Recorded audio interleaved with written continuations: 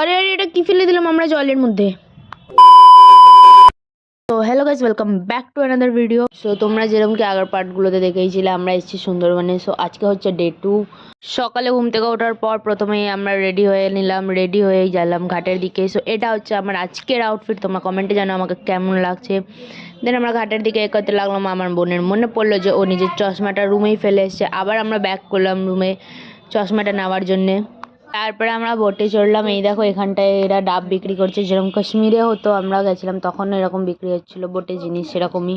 তারপরে বোট চলার পরেই একটু পরে আমাদের দিয়ে দিল ব্রেকফাস্ট। এটা হচ্ছে ছোলা ভাটুরা আর একটা ডিমও দিয়েছিল, সেটা আমার বোন নিয়েছে। এই যে দেখে নাও, আমি ডিম খাইনি। ব্রেকফাস্টের পর দিয়ে দিয়েছিল লেবু চা, যেটা কি হেভি ভালো লাগছিল খেতে। এই নদীটা ধরে চলে গেছিলাম আমাদের আজকের ফার্স্ট স্পটে, সেটা হচ্ছে ঝড়খালি।